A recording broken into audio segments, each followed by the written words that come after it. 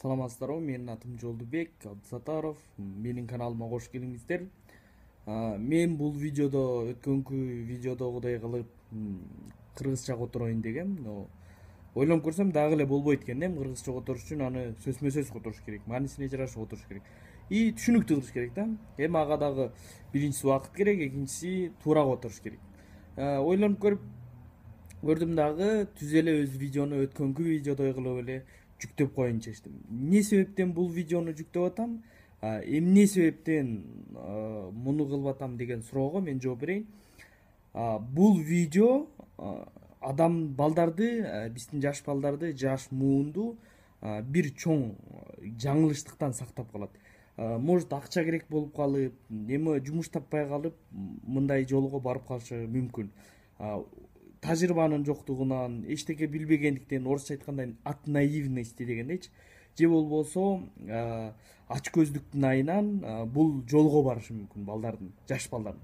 И видеодо айткандай 3-4 ай эле жашайт дегендей, ошол себептен сиздер бүгүн бул жолго түшүп алып, 3 айдан кийин түрмөгө камалып кетишиңиздер абдан мүмкүн да, эгерде туура эмес решение кылсаңыздар.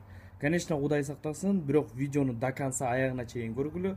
Видеонун аты сколько живут кладчики, же болбосо ссылкасын оригиналга тыштап коем. Бул Фландерс каналынан алынган видео. Оригиналын ал жактан көрсөңөр болот. Ал эми азыр ровно эле оригиналы менин каналымдан дальше көрүңүздөр. В наше время можно встретить очень много интересных объявлений и способов заработка. Закладчик один из них. Вот только мало кто из этих ребят задумывается о последствиях, а последствия в любом случае будут. Видео основано на реальных событиях и статистических данных. Требуется закладчик, оплата самая высокая по России, легальную продукцию развешивайте по пакетикам и разносите по району, машина приветствуется. Объявления такого типа чаще всего встречаются в теневом секторе интернета, но при желании найти эти заманчивые предложения можно и в открытом доступе. Поисковик в интернете выдает сразу несколько сайтов, до которых почему-то не дотянулась рука Роскомнадзора и силовиков. Наркодилеры или же барыги рекрутируют молодежь, обещая высокие доходы, а на самом деле все заканчивается длинным тюремным сроком и навсегда испорченной биографией. В пятницу 5 часов вечера приходит ребенок домой в наручниках, и с ним человек 7 мужчин. Они представились сотрудниками уголовного розыска, сказали: ваш сын задержан за торговлю наркотиками, он делал закладки. Иван сразу во всем сознался и выдал все, что у него было, в общей сложности 50 грамм марихуаны. Забрали, описали и сына увезли, с убитым голосом рассказывает мать Игоря.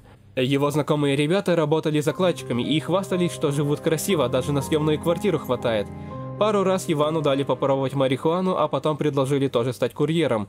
Он согласился, надоело просить у мамы деньги на карманные расходы. Еще мечтал купить новый игровой компьютер, но попался на первой же закладке.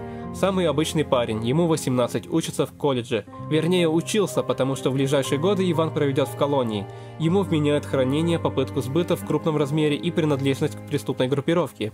Преступления, связанные с наркотиками, из разряда тяжких, и санкции по ним крайне суровые. Закон здесь беспощаден, даже за убийство порой дают меньше. Ивану грозит большой срок, и это несмотря на то, что дело будет рассматриваться в особом порядке. Парень полностью признал свою вину. На днях мама Игоря ездила к нему на свидание в следственный изолятор. Он раскаивается, плачет, говорит: я в жизни не мог подумать, что это так обернется. Ужас в том, что история не из ряда вон, а вполне тривиальная, таких как Иван тысячи, и возможно прямо сейчас ваш сын, брат или хороший друг. Хотя давайте избежим гендерного неравенства, ведь это может быть ваша дочь, сестра или хорошая подруга, и прямо сейчас они раскладывают пакетики по адресам, где их уже ждут полицейские. Студенты и школьники, старшеклассники ловятся на щедрые подарки от наркодилеров. Их прельщает возможность быстро и без особого труда заработать на новый iPhone или компьютер. Впрочем, среди наркокурьеров есть и вполне себе не бедные ребята, которые ищут адреналин, но это скорее исключение из правил. Тех, кто развозит закладки с наркотиками, называют закладчиками или минерами, или просто кладменами. Есть еще, правда, трафаретчики, которые рисуют на асфальте и фасадах зданий объявления типа «соль, курительные смеси» и номер телефона или телеграм. Но именно курьеры – самая расходная единица криминального бизнеса на наркотиках. Срок жизни закладчика на свободе примерно 2 месяца, а потом вступает в действие 228 статья Уголовного кодекса, 228, которую справедливо называют народной. Ты вносишь залог, и тебе скидывают первый мастер-квест, то есть тебе надо найти клад для кладмена. Мастер-клады делают кладмены, они на ступень выше и занимаются оптом. Соискатели-наркокурьеры забирают свой мастер-квест, в котором стафа на 20 кусков по оптовым ценам. Процесс пошел, хотя 20 тысяч это очень мало. Вот когда залог в 60-100 тысяч, тогда не нужно каждый день гонять за новым товаром. Взял один и 3-4 дня работаешь. Бывает, что если у тебя совсем нет залога, могут запросить паспортные данные. Но это для отбитых, тебя просто берут в рабство. Это рассказывают люди в сети. Все это вставляется как шпионская игра, но в действительности преступники учат заметать следы. Курьер делает закладку и отправляет подробные координаты с фотографией диспетчеру. Клиент переводит деньги на Kiwi кошелек, затем ждет подтверждения от продавца и лишь тогда получает полную навигацию. Особой изобретательностью закладчики не отличаются. Излюбленные места – это клумбы, подъезды, общественные туалеты, детские площадки. Но по рассказу модератора одного специфического сайта бывают люди с фантазией, которые клад прячут, к примеру, в карманах джинсов, продающихся в секонд-хенде, и даже на вывесках, расположенных на 10-метровой высоте. В общем, эта криминальная работа далеко не так проста, как может показаться на первый взгляд. Подготовить хорошую закладку и спрятать ее – целая наука. Некоторые интернет-магазины даже устраивают стажировку для будущих сотрудников. Нравы в этой среде очень суровы. На одном из специальных сайтов висит ролик, где воронежские наркобарыги наказывают кладмена за воровство. Парня жестоко избивают, а потом отрубают ему мизинец. Отдельный квест – это поиск закладки. Клиенту приходит смс-сообщение: «Сделай 100 шагов, ищи у дома под деревом». На одном из пабликов периодически вывешиваются анонимные истории, в которых покупатели-наркоманы делятся своими сильными впечатлениями от поиска дозы. Был случай, когда минер-гений прицепил магнит в перила, сделанный в виде трубы, прямо на крыльце в шаге от двери районной поликлиники. Я пришел снимать после обеда и понимаю, о нет, люди ходят как на вокзале, каждую минуту кто-нибудь входил-выходил, то есть, просто общественное место нереально добиться одиночества. Легким движением руки запускаю палец внутрь, медленно, но верно одним только кончиком среднего пальца нащупываю клад. Я знал, что он там, но достать было нереально, сходил в ближайший магазин за длинной ложкой, но не помогло. Перила еще и изогнутые. Прокопался больше часа, делая короткие подходы каждые несколько минут. Всем форумам решали, как лучше поступить, купить поисковой магнит, болгаркой распилить эти перила или еще что-то. В итоге продавец посоветовал купить рулетку, якобы подцепить и все будет окей. Ничего не вышло, доза до сих пор в этих перилах, ненавижу клады в трубах. Другая история – это готовый сюжет для киноакадемии. Пришел клад за 10 километров от города. Мой знакомый в то время работал на маршрутном такси. Мы решили с ним съездить. За 300 метров от места у нас застряла машина. Ждали какой-то грузовик, чтобы вытянул нас. Сидели, смотрели на фото, примерно определяя, где наше добро. Увидели столб и вышли из машины, чтобы забрать клад. И вдруг, как из преисподней, вылетел желтый снегоуборщик и всю чертову гору снега притаранил к нашему столбу. Мы были в шоке, догнали этот адский трактор и попросили оттолкать обратно. Он долго не соглашался. В итоге откопал, но клад был прям у земли.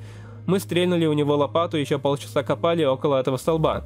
Нашли, но пока копали, у нас сняли 2 колеса. На утро нас увез эвакуатор. Все это было бы смешно, когда не было бы так грустно. Слишком много молодых людей сейчас находится под следствием за наркотики.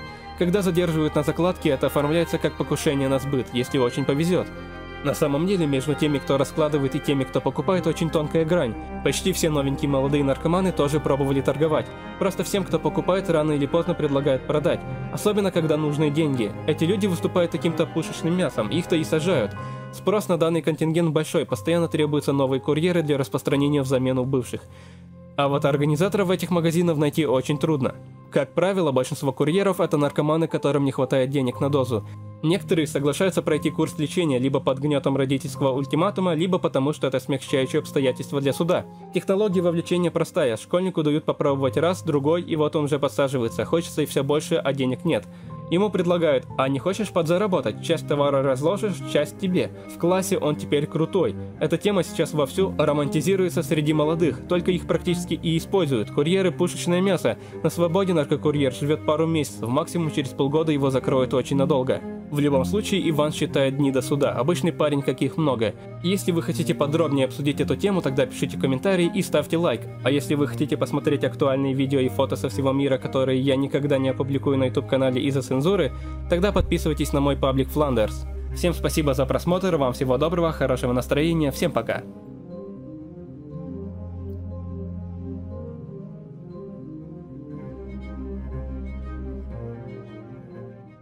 Эми көрүп бүтүңүздөр, мен ойлойм, мындан кийин сиздер дагы жеңил акчанын артынан же болбосо баягындай сараңдык ачкөздүккө алдырбайсыздар деп, жумуш истесе болот, акча тапса болот, бирок акча ал ошол тапкан акчаң элдин баарына бир сөз менен айтканда мындай польза алып келиш керек да. Баягы апам мени жакшы үйрөткөн, көп айткан, адамга сыярлык жумуш кыл деп. Что сен кылган жумушуң ошол адам алгандан кийин же болбосо ошол адамга бир нерсе сатсаң, ошол адам ошол сенин товарыңды алгандан кийин ал утабы, утулабы деген сөз деген дей да.